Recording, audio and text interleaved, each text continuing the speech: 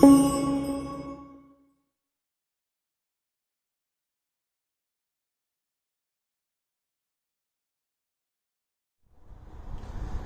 Students, human health and disease 8th chapter finish होने के बाद हम लोग आज चल रहे हैं अगले चैप्टर की ओर। सीक्वेंस में ही करते हैं, ये चैप्टर जल्दी ही खत्म होगा और इसके बाद हम लोग biotechnology, microbes in human welfare, तो हम लोग सीक्वेंस में ही चल रहे हैं। कुछ बच्चों ने डिमांड किया था कि सर एलन के टेस्ट सीरीज हम लोग दे रहे हैं, तो एलन के टेस्ट सीरीज में माइक्रोब्स इन ह्यूमन वेलफेयर और बायोटेक आएगा। बच्चे बहुत तेजी से हम लोग वहां पे पहुंच जाएंगे, ठीक है। हम लोग इसको इस सैटरडे भी वीडियो बनाएंगे, संडे भी बनाएंगे, दो तीन वीडियो बनाएंगे और जल्दी में इसी वीक, ठीक है। मतलब आप समझ जाओ ये अगस्त रहते रहते हम लोग बायोटेक तक पहुंच जाएंगे, इसलिए आपको टेंशन लेने की कोई जरूरत नहीं है, ठीक है। तो आकाश के मॉड्यूल के अकॉर्डिंग, आकाश के टेस्ट सीरीज के अकॉर्डिंग मैं चल रहा हूं, मेरा वीडियो बन रहा है। लेकिन एलन के जो कुछ बच्चे टेस्ट सीरीज दे रहे हैं उनको भी सेटिस्फाइड किया जाएगा सिलेबस के मामले में, ठीक है। तो हम लोग का 8वां चैप्टर फिनिश हो चुका है, हम लोग 9 चैप्टर की ओर चले हैं और ये 30% लेस उस जो दूसरा जो चल रहा है कि नहीं भाई बोर्ड में 30%, उसके अकॉर्डिंग मैं नहीं पढ़ा रहा, मैं आपको पढ़ा रहा हूं, ठीक है। Whole syllabus according to NEET exam. हमें इससे मतलब नहीं है कि 30% सिलेबस लेस हो गया, हमें पूरे के पूरे हर चैप्टर को पढ़ाना है, एनसीईआरटी को पूरा कवर करके पढ़ाना है, एनसीईआरटी के सारे कंसेप्ट को डालना है, आकाश के पूरे मॉड्यूल को डालना है। उसके अलावा भी एलन के मॉड्यूल को भी मतलब वीडियो लेक्चर में डालना है, एलन के मॉड्यूल को भी टच करना है, जिससे आपको कोई भी टेस्ट सीरीज दे उसका क्वेश्चन मिस ना हो। तो चलिए हम लोग स्टार्ट करते हैं 9th चैप्टर, जिसका नाम है strategy for enhancement in crop production, ठीक है। स्ट्रेटजी का मतलब क्या होता है? स्ट्रेटजी का मतलब होता है प्लानिंग करना। स्ट्रेटजी का मतलब होता है कोई प्लान तैयार करना, कोई योजना तैयार करना, कुछ सोचना, ठीक है। मतलब किसी चीज के बारे में सिस्टमैटिक कैसे कैसे क्या करना है, इसके बारे में एक डाटा तैयार करना, ये करेंगे वो करेंगे वो करेंगे वो करेंगे। जैसे मान लीजिए कोई बिजनेस स्टार्ट करना चाहता है, कोई नया स्टार्टअप करना चाहता है, तो उसके लिए पूरा प्लान बनता है, ठीक है। उसी तरह से कहता है कि क्रॉप इंप्रूवमेंट यानी फूड प्रोडक्शन को कैसे कैसे बढ़ाएंगे, कैसे हम फूड की क्वांटिटी को बढ़ा सकते हैं, कैसे हम फूड की क्वालिटी को सुधार सकते हैं, ठीक है। कैसे हम कोई ट्रेडिशनल फूड आ रहा है उसमें प्रोड्यूस हो रहा है, उसमें हम विटामिन कंटेंट को बढ़ाएंगे, मिनरल कंटेंट को बढ़ाएंगे, फैट कंटेंट को बढ़ाएंगे, ठीक है। ये कैसे करेंगे? तो कहता है प्रोटीन कंटेंट को बढ़ाएंगे, ठीक है। ये सब कैसे करेंगे? फिर कहता है माइक्रो ऑर्गेनिज्म का यूज करके हम क्या फूड को प्रोड्यूस कर सकते हैं, फूड प्रोडक्शन कर सकते हैं, कहा था वो सब भी करेंगे। इस चैप्टर में वही सारे कुछ पढ़ने जो हमारे आपके ह्यूमन वेलफेयर के लिए काम आए, ठीक है। और खास के फूड के डिपार्टमेंट, बाकी सब इसमें नहीं पढ़ेंगे, बाकी सब हम लोग पढ़ेंगे माइक्रोब्स इन ह्यूमन वेलफेयर और बायोटेक में पढ़ेंगे। लेकिन यहाँ पे हम क्या क्या पढ़ेंगे? यहाँ पे हम पढ़ेंगे डेयरी फार्म मैनेजमेंट, यहाँ पे हम पढ़ेंगे पोल्ट्री फार्म मैनेजमेंट, ठीक है। यहाँ पे हम पढ़ेंगे ब्रीडिंग का टाइप, हम उसमें पढ़ेंगे एनिमल ब्रीडिंग, हम उसमें पढ़ेंगे प्लांट ब्रीडिंग। एनिमल ब्रीडिंग में भी हम लोग पढ़ेंगे inbreeding, outbreeding, outcrossing, crossbreeding, interspecific hybridisation, ठीक है, मोएट, ठीक है, multiple ovulation embryo transfer technique, artificial insemination, ये सारे कुछ हम लोग पढ़ेंगे, ठीक है। कोई दिक्कत? कहता है ये सारे कुछ क्यों कर रहे हैं? मिल्क के प्रोडक्शन को बढ़ाने के लिए, मटन के प्रोडक्शन को बढ़ाने के लिए, ठीक है, अच्छे क्वालिटी के हनी को प्राप्त करने के लिए, ये सारा कुछ इसमें आएगा। बायोफोर्टिफिकेशन देखेंगे, सिंगल सेल प्रोटीन देखेंगे, यही सब चीजें इस चैप्टर में देखना है। तो हम लोग शुरुआत करते हैं चैप्टर का पहला पार्ट, ठीक है। तो पहले आइए कुछ टर्मिनोलॉजी कर लेते हैं। Strategy for enhancement of food product, पहला जो है वो हमने हेडिंग क्या लिखा है, important terminology and dairy farm management. कुछ टर्मिनोलॉजी जो आएंगे बार बार उसको हम लोग देख लें। पहला है आपका एनिमल हस्बेंड्री, ठीक है। कहता है agricultural practices of rearing and production of live stock, ठीक है। पहले तो लाइव स्टॉक को समझिए, ठीक है। कहता है कि बायोटिक रिसोर्सेज, ठीक है, biotic resources from which we get milk and mutton, या मिल्क एंड मिल्क प्रोडक्ट, ठीक है। कहता है बायोटिक प्रोडक्ट, उसको बोलते हैं लाइव स्टॉक। इसमें कैटल्स आ जाएंगे, इसमें बुफेलोज आ जाएंगे, ठीक है, इसमें पोल्ट्री आ जाएंगे, ये सारे कुछ, इसमें हनी भी आ जाएंगे, सब लाइव स्टॉक में आता है। लाइव स्टॉक और उनकी रेयरिंग, उनका प्रोडक्शन, उनका मैनेजमेंट, ठीक है, एकदम एक मतलब कृषि उद्योग का दर्जा देते हुए, मतलब ये सब कृषि एवं पशुपालन में आता है। तो कृषि एवं पशुपालन ये एक अलग डिपार्टमेंट है, ठीक है। भारत सरकार का कृषि पशुपालन अलग डिपार्टमेंट है, ठीक है। और ये कृषि पशुपालन हो सकता है इसमें आपको मंत्री का नाम पूछ दे, ये तो खैर बदलता रहता है, बट अभी भारत के जो कृषि एवं पशुपालन मत्स्य मंत्री जो है वो है आपको गिरिराज सिंह, ओके। तो ये भी पूछ सकता है। कहता है कि इसमें हम लोग बहुत सारी चीजें देखेंगे।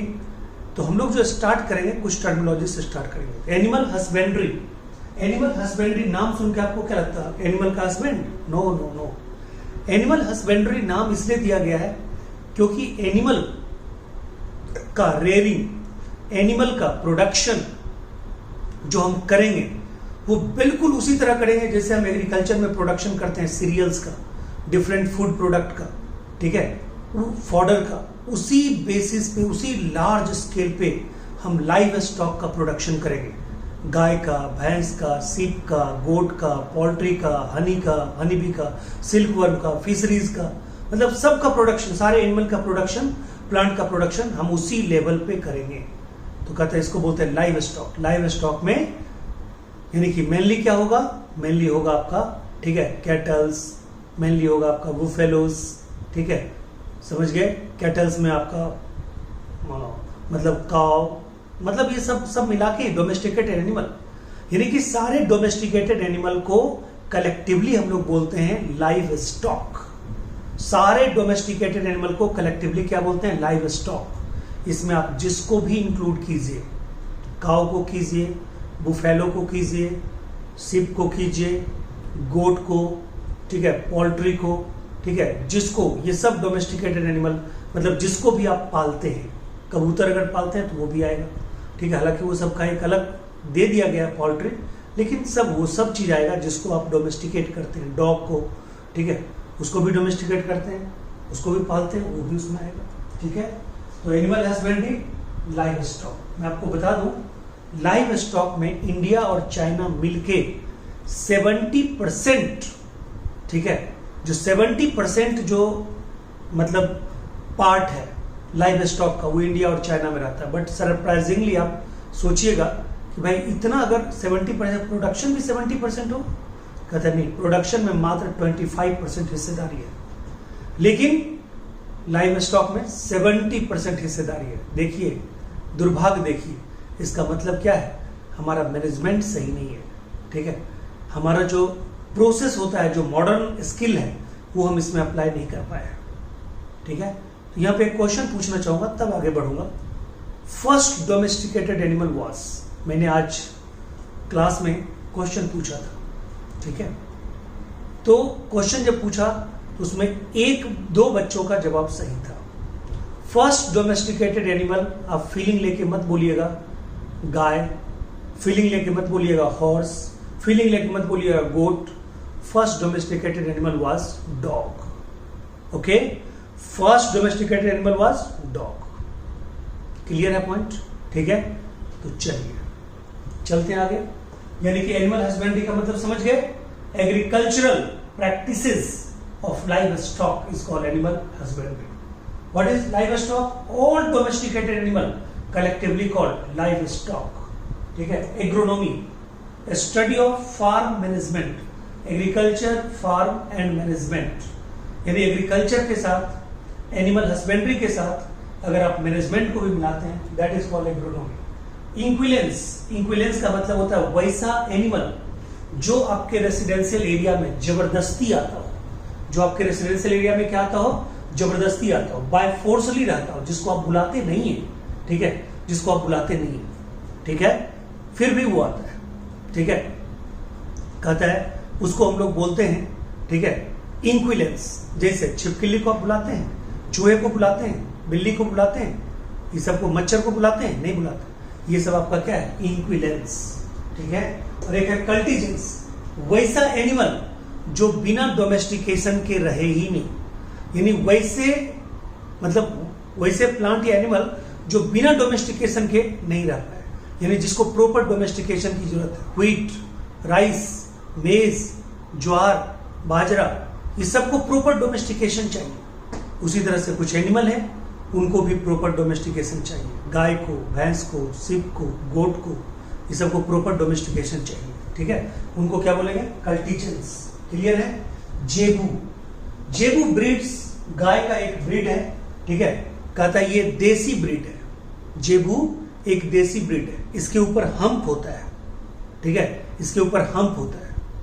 ठीक है, तो ये जेबू मतलब एक ब्रीड है जो देसी ब्रीड है, इसके ऊपर हम्प होता है.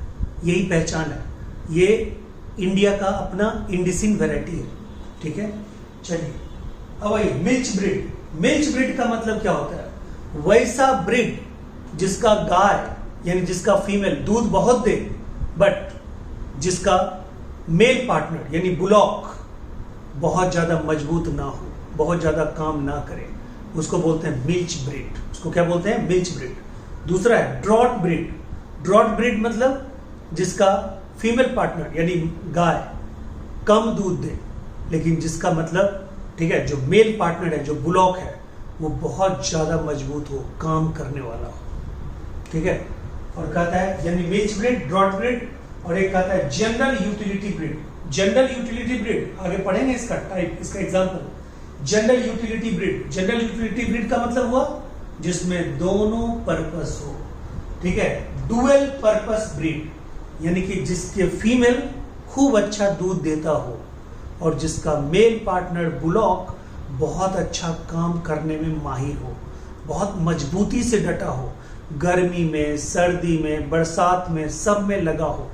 ठीक है, कहता है जो काम आप करवा लीजिए, बैलगाड़ी चलवा लीजिए, हल चलवा लीजिए, सवारी गाड़ी चलवा लीजिए. सवारी गाड़ी इन द सेंस कि कुछ मतलब ठेले वगैरह में भी जोत सकते हैं, कोई भी तरह का. गन्ना का रस निकलवा लीजिए, ये सारा काम तो ये सब करते ही है. ठीक है, तो कहता है अब समझिए मिल्च मतलब मिल्क वैरायटी, यानी कि बढ़िया मिल्क वैरायटी वाला मिल्च वैरायटी, लेकिन वो काम नहीं करेगा, कोई एक ही करवाइएगा. दोनों करवाने के लिए आपको ब्रीड करना, हाइब्रिड करना पड़ेगा. दोनों को क्रॉस करवा के हाइब्रिड करवा सकते हैं. ठीक है, तो बताइए ये क्लियर है?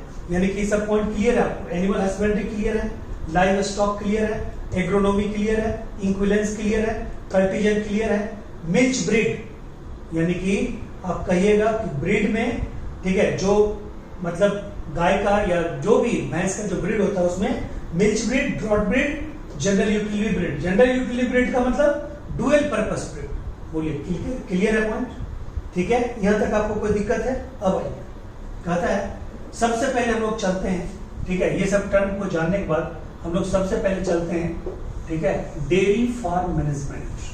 ठीक है, डेयरी फार्म मैनेजमेंट हम लोग क्यों करते हैं? डेयरी फार्म मैनेजमेंट हमें क्या जरूरत है? ठीक है, इतने लार्ज स्केल पे डेयरी फार्म मैनेजमेंट, ठीक है, करने की क्या जरूरत है? कहता है इंडिया में सबसे ज्यादा खपत है डेयरी प्रोडक्ट का. ओके, खपत है, प्रोडक्शन नहीं है. ठीक है, खपत सबसे ज्यादा इंडिया में है. और कहता है कि बहुत सारे प्रोडक्ट हैं. ठीक है, आपको जान के आश्चर्य होगा, जैसे अमूल का आपने नाम सुना हो, अमूल में कम से कम 500 से ज्यादा प्रोडक्ट हैं मिल्क के बने हुए चीजों का. क्या नहीं आता है? अगर कोई पूछेगा कि आप एक ऐसा फूड प्रोडक्ट बताइए जिसका सब्जी भी बना सकते हैं, जिसका मतलब मिठाई भी बना सकते हैं, मतलब जिसके ठीक है पराठे भी बना सकते हैं, सब कुछ बना सकते हैं, वो मिल्क ही है। मिल्क से पनीर बना लीजिए, पनीर से सब कुछ बनाइए। मिल्क से मिठाई बनाइए, मिठाई में हर तरह का मिठाई बनाइए, ठीक है, समझ गए। पनीर की सब्जी बना लीजिए, मिल्क की सब्जी हो गई, हर तरह का। और कहता है ये एकमात्र एनिमल प्रोडक्ट है, एनिमल प्रोटीन है जो हमारे विटामिन कंटेंट को, मिनरल रिक्वायरमेंट को, विटामिन रिक्वायरमेंट को सबको फुलफिल करता है। क्लियर है? तो देखते हैं, यानी कि डेयरी फार्म, पहले तो ये जानिए कि डेयरी फार्म मैनेजमेंट अगर बात करते हैं तो यहाँ पे एक चीज का नाम भूलेंगे नहीं, स्टार्टिंग में ही कोई कहेगा, ठीक है, एनडीआरआई कहाँ पे सिचुएटेड है, ये क्वेश्चन में पूछेगा। कहता है national dairy research institute situated है करनाल में। हमारा बात सुन के आप नोट्स जरूर बना लीजिएगा, मैं नोट्स चेक करना भी चाहूंगा। यानी कि national dairy research institute NDRI, NDRI situated in Karnal. NDRI कहां पे है? करनाल में है। दूसरा कहता है मिल्क और मिल्क प्रोडक्ट के, मतलब मिल्क प्रोडक्ट को ज्यादा बढ़ाने के लिए, यानी कि मिल्क की क्वालिटी और क्वांटिटी को सुधारने के लिए देश में एक रिवॉल्यूशन चलाया गया, उसका नाम था, ठीक है, व्हाइट रिवॉल्यूशन या ऑपरेशन फ्लड। क्लियर है पॉइंट? जिनके फादर थे दिवंगत स्वर्गीय पीजे कुरियन साहब, ठीक है, उनकी डेथ हो चुकी है। क्लियर है पॉइंट? तो ये सब चीजें आपको याद रखनी है। क्लियर है? तो आइए, कहता है काइंड ऑफ प्रोडक्ट, पहला क्रीम, ठीक है, तो क्रीम में आपको याद रखना है सी से क्रीम, सी से चर्निंग, ठीक है, चर्निंग ऑफ मिल्क, मिल्क को चर्न करके, मतलब एकदम मिक्स करके, ठीक है, क्या निकाला जाता है? क्रीम।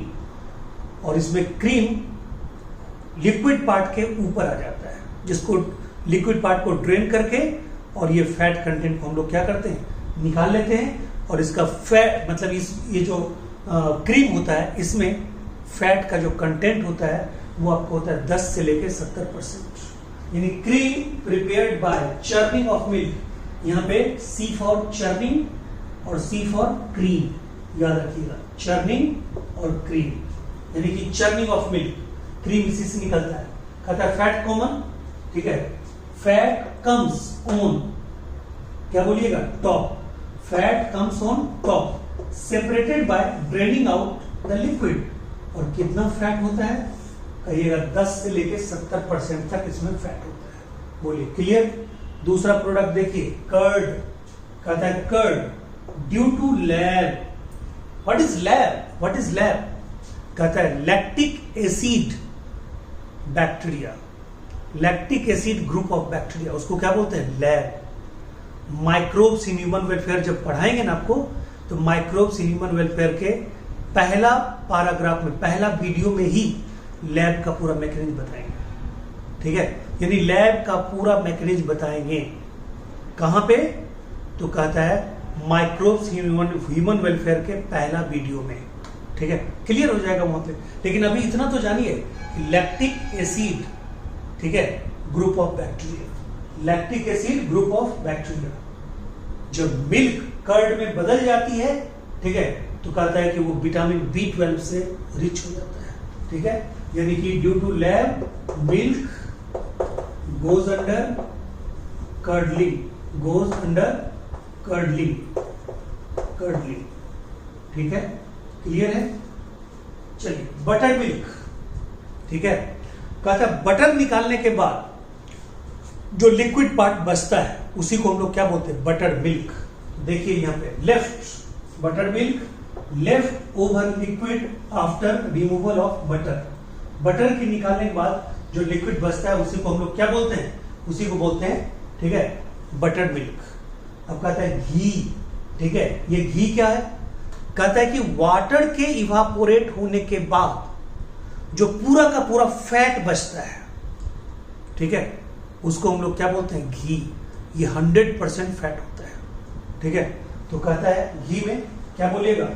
आफ्टर हीटिंग, ठीक है, butter the water evaporates and fat contents are almost 100%। ठीक है, यानी कि बटर को जब आप क्या करते हैं, हीट करते हैं, तो बटर को हीट करेंगे, हीट कीजिए तो पिघलेगा, और पिघलेगा तो उसका वाटर क्या होगा, बाहर निकलेगा।